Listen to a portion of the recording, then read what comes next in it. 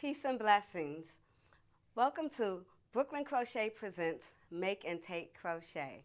I'm your host, Yvonne Sloan Cherry, and today we'll be joined by Phyllis Graham Anderson of Phyllis's Original Crochet Corner and Claudette Brady of Slip Stitch Needlecraft. Phyllis takes granny squares and triangles and she puts them together to make alphabets, and then she creates blankets and baby clothes.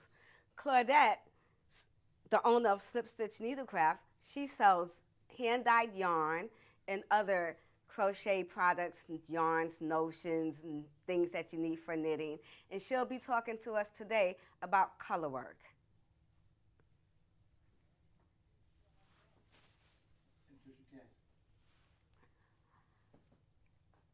Welcome, Phyllis. Hi, Yvonne. How are you? Good. I'm so glad that you can make it today. Thank you so much for having me. It's been a pleasure working up all these designs and working with you and crocheting for a cause.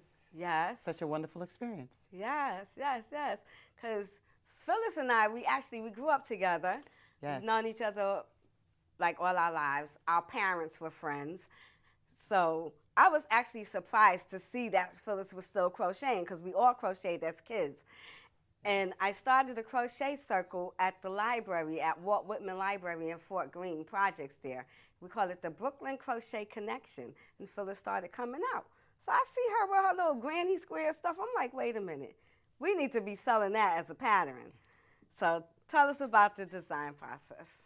Well, I started out making granny squares and triangles, and one day I decided I wanted to make a letter. I had a student that was on my track team. She was going off to college, first one to get a scholarship. Nice. And going off to the University of Texas, so I got burnt orange and white, and I made this really large bee because her name was Barbara. And after I did that, I started going through this process of, well, maybe I can formulate another letter. So I continued to work on formulating these letters until I got the entire alphabet done. Wow. So it really is an original thought process, and it's really gratifying when I make a project for someone and they actually see their letters or their initials come to light. Wow. How long have you been crocheting for? I've been crocheting since I was 13. My mother decided to teach me and my 4 sisters how to crochet. What was your first project you did? I think I did a scarf. Scarf? Everyone does a scarf first. Right. It's a straight arrow, activity, and it's very easy to do. Okay. Does your mom crochets too? My mom crocheted, and she used to do handkerchiefs, the ends of the handkerchiefs, doilies, tablecloths, and she worked with a really tiny needle, way smaller than this one. Those little steel hooks, yes, right? Back in really the day. tiny ones. So when the bigger needles came out and became fashionable, she said, hey, I know how to do that. And we were like, what? And she went to the store, got us all needles, and began to teach us. That's so nice. That's so nice. Yes. So any of your sisters crochet? Or your brothers? Everybody, all of my sisters crochet. I have 4 sisters. They all crochet. Oh, that's good. Yes, we actually did a major project out of squares and triangles one year. We made a queen-size blanket, and everybody had to make squares and triangles to contribute to the project. Oh, that was nice. What was that, for your dad? No, actually it was for my brother and his wife. Oh. We wanted to make them, Oh, that is so nice. a big Christmas present, and it turned out to be, a good project for us. Although we didn't crochet exactly the same because everyone's hand is different. Right. It still came out to be a beautiful blanket when it was done. Oh, wow. That's nice. That's nice. Yes. I'm going to ask my brothers and sisters if they want to make something for me and my husband. That would be great. That would be great. That would be great. So today I have one of my projects that I'm actually working on. And this is a blanket with a little girl's initials, ERB. Let's hold it up so And everybody can see that. it's really, really, you know, a keepsake. You know, she can have it for her entire life because right now she's a baby. But as they get bigger, they can use it. Wow. Their TV blanket, their car blanket, you know, their travel blanket, their beach blanket, whatever the occasion calls for, they can use the blanket for. This is really nice. I like this yellow too. Yeah, and the way you combinated it, you know? Yeah. It's like lemon heads. Don't mind me. Everything is candy. Candy. Everything is a candy or cake for me. Right? Yes. I So just like snacks. These are fun projects to do because I always like to see, you know, the finished product. But this will have a row of squares at the top and a row of squares at the bottom to be added on to make it a bit larger. Okay. So. Cool. Yes. That's really nice. So besides the blankets, you do the sweaters, right? I do sweaters out of squares. Yes, I do. And I do, I created a mohawk hat out of squares, which, you know, actually went over well because it's an original design and it's something catchy that little boys would like. Right. I also do... Wait, you did the mohawk out of squares? The mohawk hat out of squares. Oh, wow. Granny squares. Okay. It was a you know, a project. One of my sisters wanted me to make a hat and a scarf set, but she said make a different hat. So I came up with a mohawk hat. I went to sleep, woke up and said, "Oh, I know what kind of hat I'm gonna make. Design a mohawk hat." See, that's the beauty of being creative. Sometimes while you're working on something, it's like I can't remember, I can't figure this out. Then you'll fall asleep and you'll wake up and like it happens. It happens. It just comes to you. You just get it, you know? Yes. And that's why I like art. Okay, so where can people find your patterns? Where can they purchase? Okay, so as you announced, I have Phyllis's Original Crochet Corner on Facebook, and they can see a lot of my work, and they can actually contact me there, place orders. But with your help and guidance, I was able to upload my patterns, my alphabet, on my Etsy site. Right. So it's Stitch by PGA on Etsy. Cool. So now you can actually go get a digital download of the whole we have the whole alphabet up? The whole alphabet. All right. How about you that? can go get the whole alphabet up, all right? Yes. All 26 letters. Yes. Cool. Yes, yes. And there's a few designs up there. You know, if someone wants to place a special order, they can actually contact me on Etsy as well. And, you know, we can be in touch. So when you say you have a few designs, is that like if I go on your site and I see a sweater, I can just order that sweater that I see right now and get it? You can place an order. Oh, okay, so you don't have anything that's just ready to go? The alphabet is ready to go in digital download. Okay. But any special designs that are up there, if someone wanted to order that, they can actually place an order. How long does it take for an order to come through? Well, if they wanted to get a letter, of course, that's instantaneous because it's a digital download. But if they wanted to place an order for a blanket or a sweater set or something else special that I've done, they can actually place the order, and it can be done in 3 weeks or less. Wow. Okay. Yes. That's good. That's good timing. Yes, especially with the holidays coming, you know. Exactly. You never know who may want to place a special order for a family member. You get a lot of holiday orders, I can imagine, and baby showers and all the time. Wow. Because people are now looking for original items to purchase for friends and family. Wow. Okay. Well, thank you for coming on our TV show today. Well, thank you so much for having me, Yvonne. It has been a pleasure.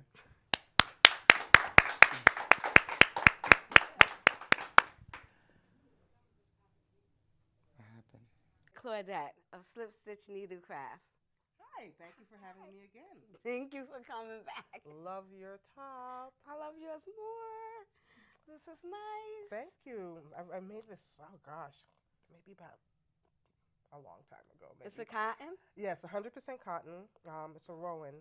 I don't think they make this. It was the cotton glacé. Uh-huh. They don't make this anymore, but I made this maybe 10 years ago. Okay. Yes. Make it by hand, wash it by hand, and it will last a long time. And it's 100% cotton? 100% cotton. Oh, so was mine. 100% cotton. And I got this at your store. Yes, you did. That's the Ella Ray Phoenix DK print. Yeah. It looks beautiful. Thank you. You know, I'm trying to bring sexy back. I see Let's that. see if I can stand up and show the back of it. Oh, very nice. Yes. Modest in the front, sexy in the back. Yes. I like that. Yes, Well, yes. yeah. Cool. So tell us what you got here today. Well, today I'm talking about color work today, Uh-huh. and I love working with color. Whether I'm knitting or crocheting, I love working with color, and there are a bunch of different crochet techniques for working with color. I've got a couple of things back here which are done in That is amazing work. in two colors. And sometimes I work in more colors, but I know you're gonna have a special surprise. What happened? Are you sitting on the XLR? On the microphone? You hearing static? Are you talking about this bulky part here? Yeah. Oh yeah. What happened? Oh yeah. It was behind me, so. Yeah, see what happened? It was on and then it went out. All right. Okay. Ask them, do you got everything's back to normal. Okay, so what do we Alright. have to start from? What part? You start from, XLR is good. She was sitting on it. all right. Yeah. All right. Where we starting at? Huh? You want to know where you starting at? From the top. All right, from the top. Oh, okay. So you're gonna have these sexy back all over again.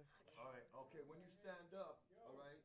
Okay, yes, When you back. do the same thing? When you got up to turn your body to reach back there, Uh-huh. what were you reaching for? Oh, I was just not just All right, pointing. So you cannot get up and almost turn your body, But you turn your stand body up. that much. Just point. Okay. All right. I mean, we got the camera. on. Okay. So. All right, so she'll point and you guys will zoom in on it. Okay. So let me grab this one with me. That was very good. All right. You're a good Okay. cameraman. What can I tell you? Okay. All right. Do you? I'm gonna follow you. Thank you, Patrick. When you move, when you make a move like that, 4, 3, 2. Welcome back. And now we're joined with Claudette Brady, owner of Slip Stitch Needlecraft. Hi. Hey. Thank you for having me back. Thank you for How being you back. doing? I'm good. I'm good. Love your top. That is so cute. Thank you. I love yours too. Thank you. What's that out of? It's a discontinued yarn. I made this about 8 years ago with a cotton from Rowan brand. Oh, nice, nice. And what stitch is that?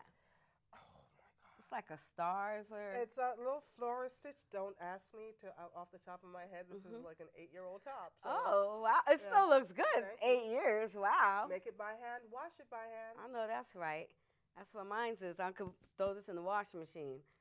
I got this yarn from your store. Yes, you did. That is the Ella Ray Phoenix DK print. Yeah, cool. I just figured I'd throw this on. I'm trying to bring sexy back. Let me show you the back of it. Oh, Like that? love that. And very modest in the front, sexy in the back. Yes, thank you. So, what do you got here with you today? Well, today I'm going to talk about color work, and this is some different examples of crochet color work, but I'm going to talk specifically about mosaic crochet today. Oh. So there are different types of color work. There's mosaic. There is tapestry, and a lot of those color works you work with 2 colors or 3 colors at the same time, or some with bobbins. For the beginner, the easiest form of color work is mosaic, because you're working with several colors, but only one color at a time. Okay. So you look at something, I'm going to show you a couple of examples of things. So like this looks very intricate, but this is just basic double crochets, and you're working one color at a time. So you're not carrying the yarn, you're working the gray, then you work the off-white or the beige here, Mhm. and then you go back to working the next row with the gray. Oh, wow. And then this Afghan is a similar process. With this, again, you're working just one color at a time. And when it all comes together, you get this very complex looking color work. But this is just all double crochet and single crochet. And black, then you work white, black, and you work And white. I But like getting but these. it's how see you how work it's those stitches coming together that here. you get that pattern or whatever pattern you want to create, because you can do multiple patterns on this. Or So now this is you carry the yarn you're working over. okay. You're okay. working over previous stitches.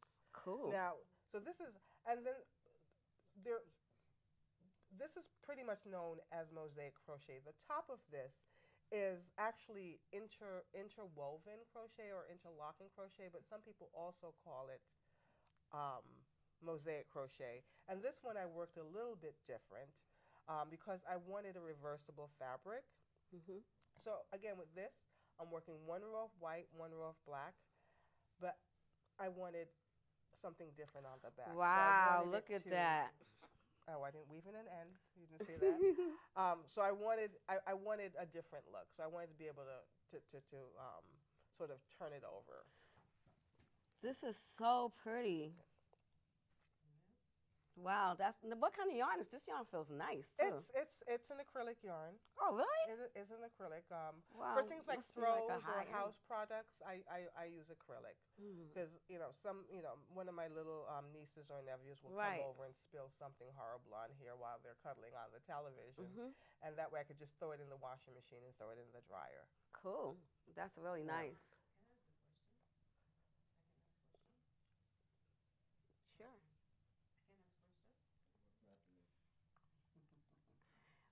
Sure. Sure. But you're not mic'd. That's the problem. For the near Oh, so future- you know what? Then probably Excuse me, what happened? she wanted to know because she asked a question. Oh, yeah, not now. All right, afterwards. All right, so we cannot interrupt the shooting of this, please. And remember I said we were gonna let people go up with their work and or you can ask questions then. Okay. All right, so are we gonna be talking about the types of yarn today or are we talking about stitches? Stitches. Okay. Yeah. All So right. okay. Go ahead, what? Go. No. All right, so where were you going to? I was just going to talk about this, and then I would be done. Oh, okay. for now. All right. So, do you know where you were at? Yeah, I finished with that, and I just brought this on. Okay, beautiful. Okay. All right. In the near future, right? Let's say you get caught up in a situation like that. That's dead air time. You keep working it. Don't stop and make it look obvious that something's wrong. All right, let's get it started. We can Thank always you. cut that out. Okay. But don't stop. Stay in character. Stay in control. Okay. All right? Yes. All right. So now this is actually pretty much the same stitch pattern that. Right on the set. We're going to Oh, start. sorry. I forgot. We're going to start one more time. Everybody stay in character no matter what happens. Okay. Okay? All right. And 5, 4, 3, 2. So this is pretty much the same stitch pattern that you were seeing over here on the black and white piece, but I sort of simplified it, and you get this. You get that same effect, and you're working one row at a time. And over here is also the same stitch pattern. Again, simplified a little bit more. It's such a nice mosaic. That's right. Wow. Reminds me of something that you would see on a wall or something like Yeah. out of tile. It's actually a tile pattern. So I have. Right. This is interesting. I was in Cuba 2 years ago, and I took all these pictures of the floor tiles because they have in Cuba there is buildings. A lot of, especially in Havana, most of the buildings are old buildings from the 1800s, Okay. and a lot of them have a lot of the original tile work, which is absolutely gorgeous. Wow. So. All right, we're gonna do that again. So this is similar to the first one you saw. Just the pattern's changed a little bit. It's really nice. It looks like a towel. These are from tile patterns. actually. I was in Cuba about 2 years ago, and in Cuba, in Havana, most of the buildings are from the 1800s, and they still have the original tiles. Wow. So I'm walking around going like this, taking pictures of the floor. Everybody's going like, well, I did both because they have lovely tile work on the ceilings as well. But I took pictures of a lot of tiles, and then the other thing that I'm completely fascinating with now is wrought iron work. And so I could tell on about that. So I live in Bed-Stuy, and you Uh-huh. know we have again old houses. I have an old Right. Because those are historic like building. Ndinka symbols. Yeah. So you see a lot of really interesting ironwork, and one of the things I'm trying to do is like interpret that in either crochet or knitting. Well, I have a whole host of pictures that I've been taking of the wrought iron fences for years, like especially like in Park Slope area, because a lot of places they've torn down a lot of the wrought iron fences. But that fence work is really nice. My husband does that black iron welding stuff. There's one house that has, it is, and I won't give the address because Reese will run to this house. But it's the only house that we've found through any of the historic districts in New York City that has this really unique iron fence, and I've been working at getting that fence. I wonder if I even have a picture of it, because as soon as I see it, I take a picture. I'll tell you where it is after off air. Yeah, because even like the rug reminds me of it. Yeah. It's like, it's really cool. Yeah. That's so funny that you was thinking about that, and so was I. Great minds. Okay. So I'll put together my wrought iron crochet piece, and you put together yours. Or we'll have a walking tour of historic buildings and crochet inspiration. Right, because you also do the historical preservation type stuff too, right? Yep. I'll tell you, Claudette. That's my second love. Yes. Yes. You need something, you want to know about it? Ask Claudette. She could tell you the preservation of it. So you have this, you have this. And we have some other shots that you'll show later on. Because I couldn't drag all my samples here on the subway today. Oh, okay. But I really like this piece that you have back here now. This one actually is not mosaic. This is a fair isle crochet where I am stranding the yarn. I'm carrying the both yarns at the same time. Right, and that's what you call intarsia. Yeah. And this one I am. How did I work this one? That's overlay. This one I'm overlaying it. Yeah, I'm overlaying it with a front post stitch. And this goes back to the mosaic, right? Where I'm working just one color at a time. Those are really nice pieces. And I would have never thought to do this because this yarn here is like, that's a good way to bring it back. I had a bunch of boucle yarn, and I was just like, what can I just kind of got. There was a time when boucle was like the hottest thing, and you know, you go out and you overload on your shopping on a certain thing, and then and I was and actually what these hats are for was I'm making hats for the homeless for the fall. Oh, okay. So what I do is I keep my leftover yarn. So you don't always have enough to make a project. Right. So what I'll do is I'll lay them out, and I'll determine which ones I like together. And so that's also my inspiration for color work. It's like, okay, I have, you know, a half a skein of this, a half a skein of that. How am I going to combine those two to make something attractive? So the actually making hats and scarves for the homeless really kind of gets my creative juices working, because I'm using my leftover yarn to do that. And I think what happens is that, you know, I'm creating something that's really pretty for somebody who is homeless, and I think that psychologically it will make them, you know, I can make a regular hat, just a plain hat, but if I make something really pretty, I think that will make that person feel even better. And that's nice because those colors, it almost looks like stained glass with the muted colors like that. So that's really nice. And your homeless project is through what organization? So this one I'm working with is Kings County Fiber Fest. I don't know if you're going to be on air in time for this, but it's actually it's this weekend. So I'm doing my first batch for them, and then my church, we do a thing for people in shelters.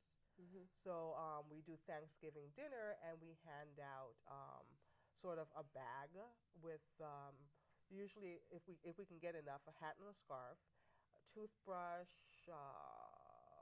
shaving stuff, soap, toiletries. Nice. So after I finish this, I start again now on my or sometimes we have like a family that we'll do like we'll do like sets for a family in a shelter. Oh, okay. That's nice. That's nice. Cool.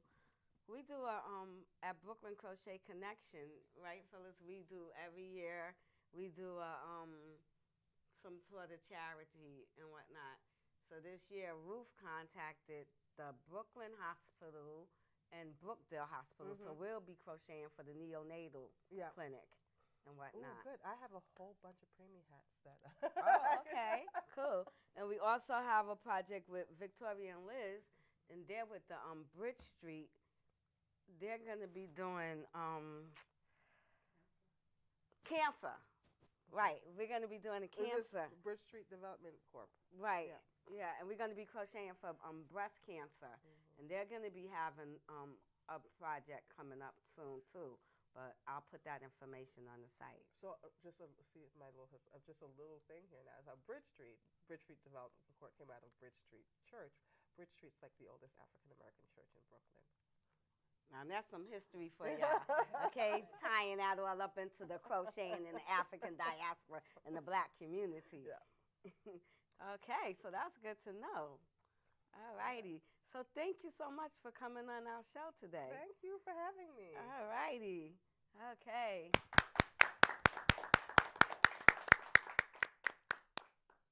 want to do it for 4, 3, 2? Do it again. Can she scroll up the teleprompter? Who's doing the teleprompter? Phyllis, Who's doing the teleprompter?